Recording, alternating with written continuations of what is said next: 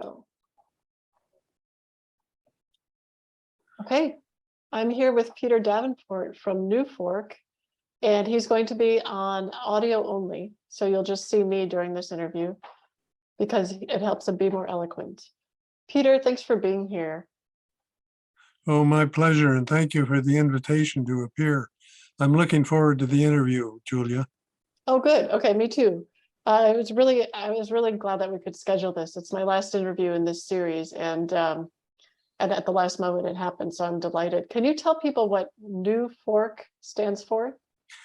NUFORC is the acronym we use that means the National UFO Reporting Center, which has been based in Washington State since October 1974. It was founded by the late Robert J. Gribble, who argued that he was quite interested in UFOs, although I think he never saw one. And he argued that what we needed was a single collection point for all this data that was being generated by UFO reports. So he founded the National UFO Reporting Center and its associated UFO hotline, and it's been running continuously for the last 48 years. 24 hours a day? Well, it runs 24 hours a day in the sense that a telephone can ring at any time, of course. But we turn off the ringer when we sleep. And we is a euphemism. It is principally I who answers the telephone. And I'm the director, but I'm the only employee too.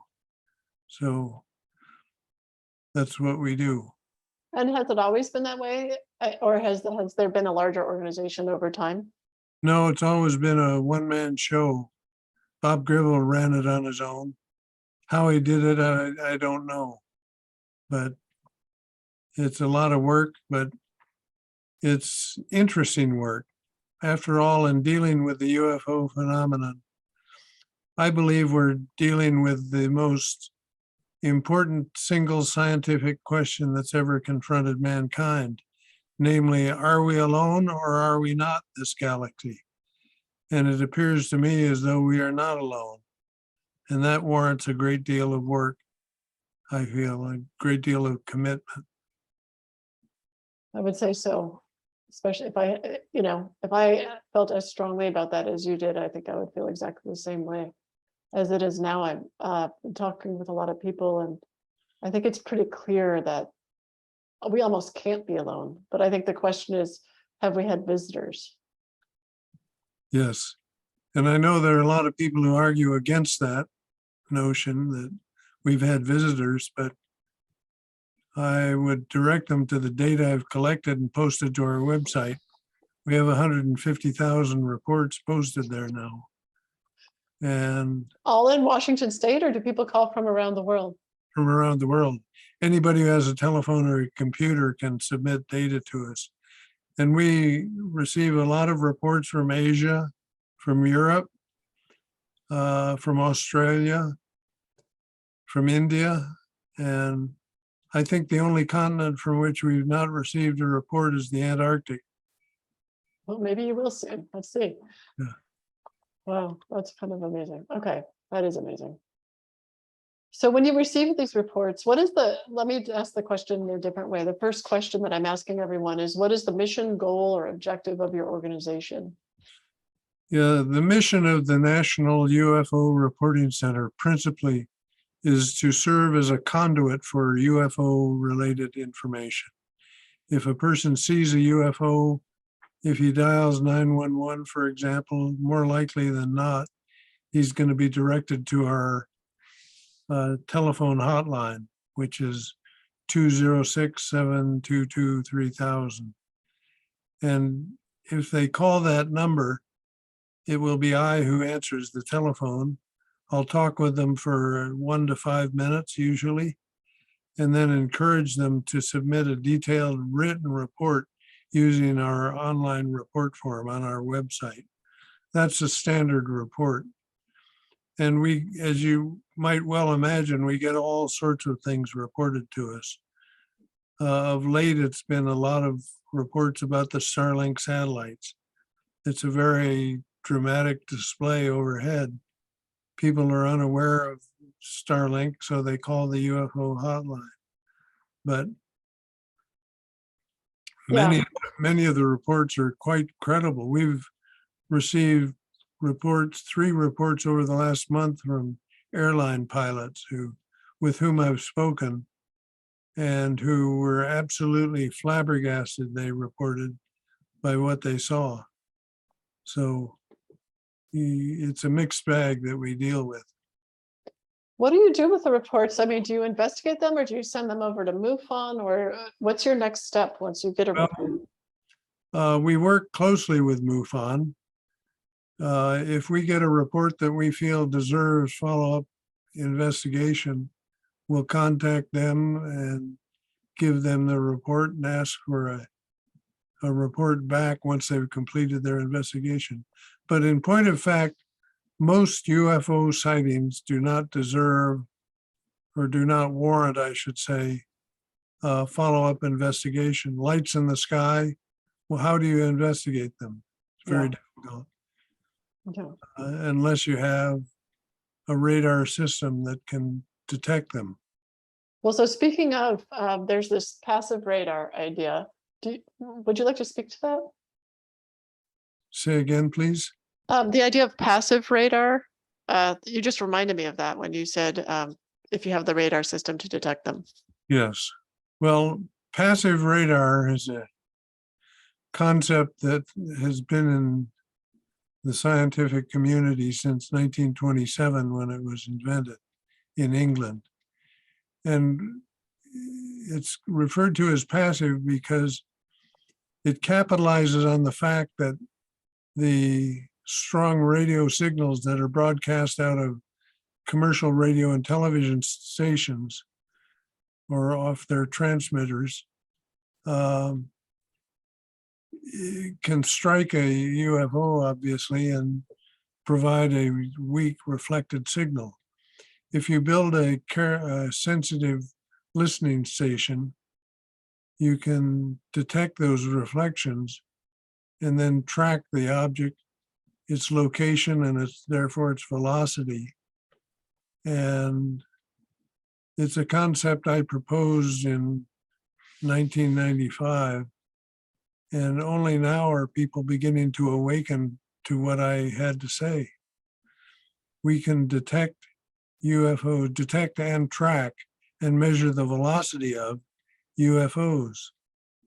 And just 2 months ago, in June of this year, June of 2022, a gentleman who works at the National Center for Atmospheric Research built the first passive radar system for detecting UFOs based on my paper.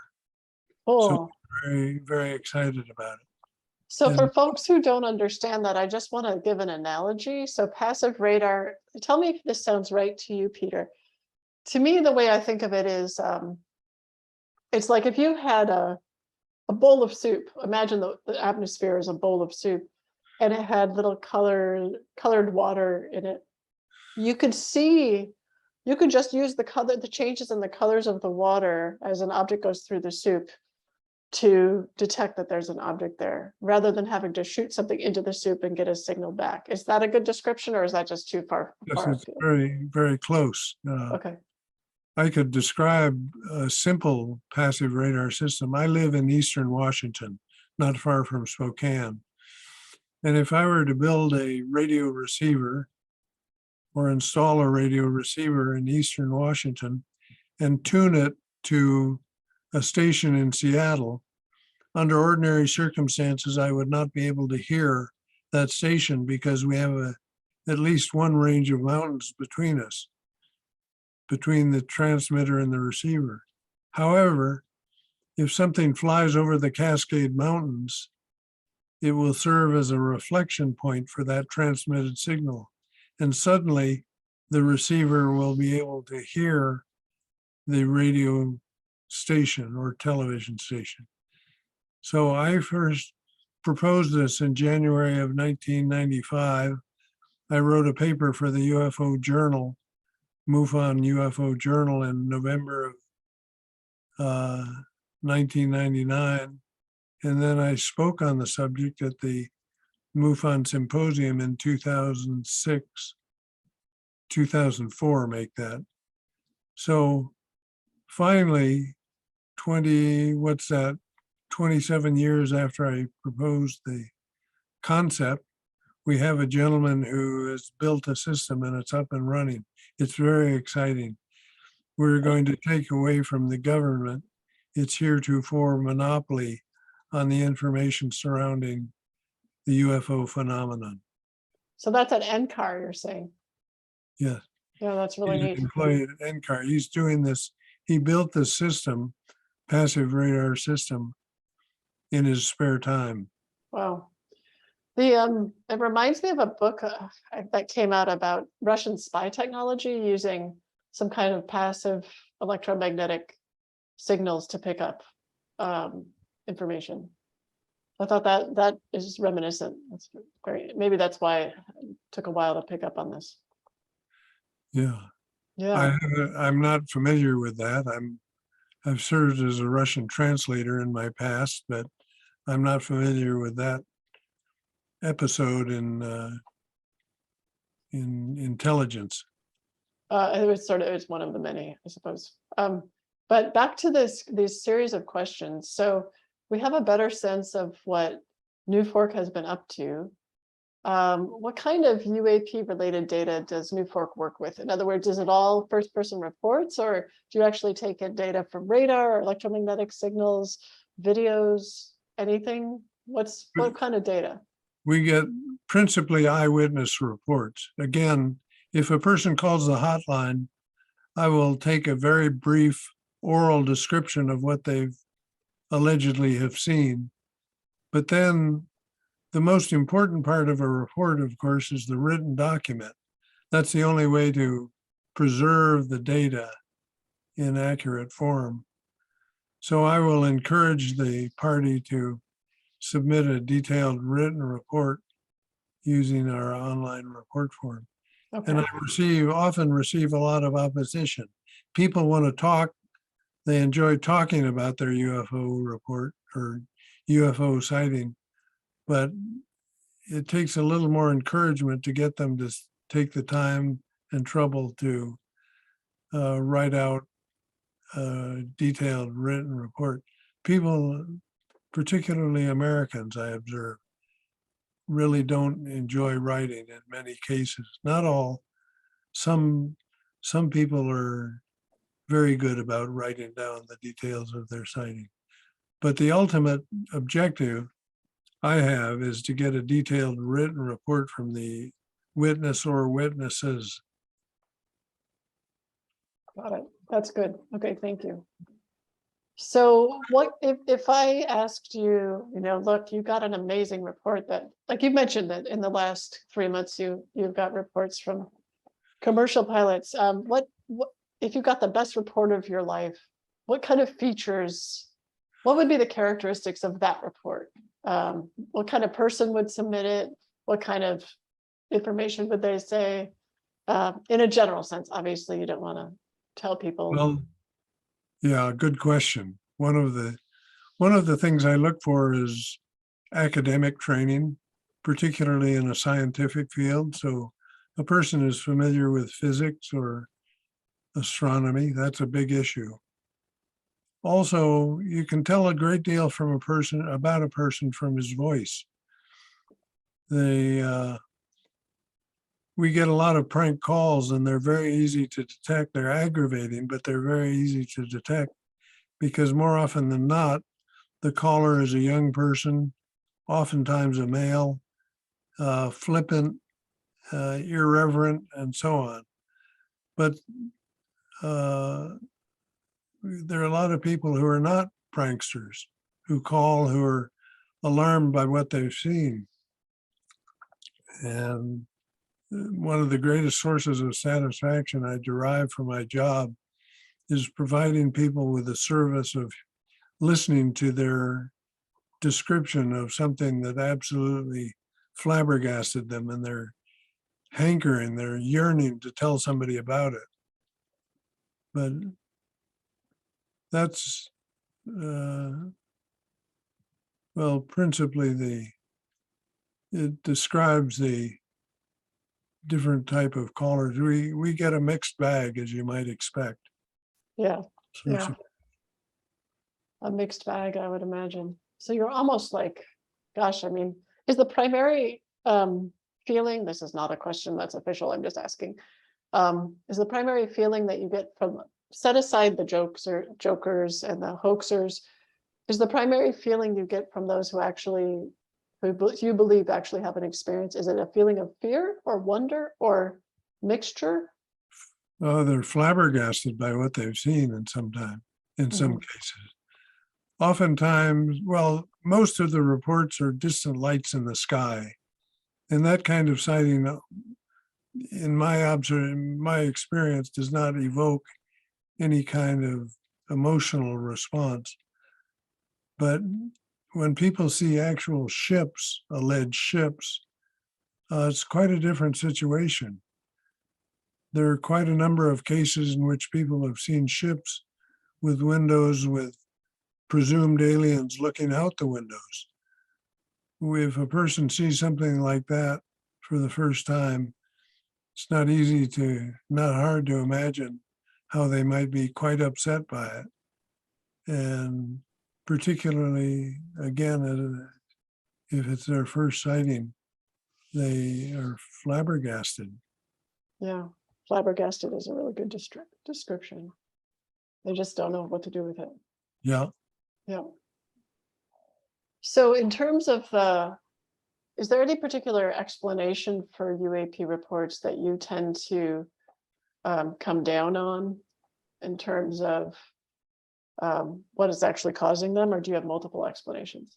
Well, there are multiple explanations, I think, possible until we have the phenomenon completely disassembled and sitting on a laboratory bench. Anything is possible. But after 28 years of having served as the director of the National UFO Reporting Center, I am left with the distinct impression that we are dealing with aliens, creatures from different parts of the galaxy who have come to Earth. And in my opinion, based on a host of evidence, they probably have been coming to Earth for a long, long time. I base my opinion on cave paintings, on early writings, on paintings in the 14th and 15th and 16th centuries. It looks to me as though we've been visited for a long time. But that's why I work so hard as I do to try to answer that question and provide documentation for my opinion, my hypothesis. And have you written about your hypothesis at all? Have I what? Have you written about your hypothesis at all? I've written a number of articles for the UFO Journal published by the Mutual UFO Network. In 2012 and 2013, I wrote, I think, about a dozen articles presenting evidence. And again, I've written 2 articles for MUFON on the subject of passive radar, which in my opinion is the most exciting chapter of ufology to hit the presses in a long time. If we can detect UFOs on a real-time basis, this is big news. It is big news. It is big news. So speaking of that, going into the future, what can you imagine NUFORC focusing on? Will NUFORC exist? Is there someone that you're training to replace you? Not really, but I realize at age 74, my time is running out and it's time for me to pass the reins along to somebody else. But I'm hoping that the passive radar will create such a splash that we will be able to cover the entire North American continent with passive radar detection system. That will be very exciting. Then we can compare passive radar hits, detections that is, with eyewitness accounts. That adds a new dimension to ufology. That's what I'm hoping will happen. Well, that's pretty ambitious, and I think it would be wonderful. So I will cross fingers for that to the extent that that can work out. That would be great. Thank you. So in terms of the field as a whole, this is the question I added. So you may or may not want to answer this one. It wasn't in the original email plan, but I've been realizing it's really helpful to sort of summarize, to ask people for the field of trying to understand UAPs or UFOs going forward. What are your hopes and what are your fears? My principal hope is that the American people and the rest of the human population on the planet Earth will feel more comfortable in reporting to organizations like the National UFO Reporting Center or Mutual UFO Network any sightings that they may have in the future or that they've had in the past. Many people call on the hotline and are curious to know whether we're interested in past sighting reports from past years or decades. And I'd like to answer that with an emphatic yes. It's hard to gauge what value an old sighting report might have on another report, for example. And I hope that principally the American people become more comfortable with reporting their sightings. Oftentimes people will call, but they don't want to put their sighting in written form for fear that they will be lambasted as wacko. But the point I respond with is the National UFO Reporting Center guarantees anonymity for anybody who contacts us. We never release personal information, telephone numbers, names of pets, and so on, that could be used to identify the party. So I hope anybody listening to this interview, if he or she has had a sighting of what they think was a UFO, they will report it using our online report form. And they could find that at your website, which I believe is nuforc.org. Is that right? That will get them there, but an easier to remember version is just ufocenter.com, ufocenter.com. Perfect. They'll find a written report form. Looks like a job application. You can just fill it in. And it has provisions for including photographic or files or any kind of digital file. So if they'd like to do a drawing of what they saw and include it with their report, there's a provision on the report form to do that. And if they have a video, they can upload it there? Yes, up to 5 videos or photo JPEG files. That's great. Okay, so thank you. So Peter, thank you so much for talking with me today. There's quite a bit of history that you shared with us, as well as some exciting news about what's going forward. So I just wanted to say thanks again. Well, thank you very much for the interview. You've been a wonderful hostess. Thank you very much. Look All forward right. to seeing I'm sorry. Look forward to seeing the interview. Thanks. Sometimes I talk too quickly and I get excited and I interrupt. So I appreciate your faith in me, and let's see how it goes. Okay, thanks again. All Bye. right, take care.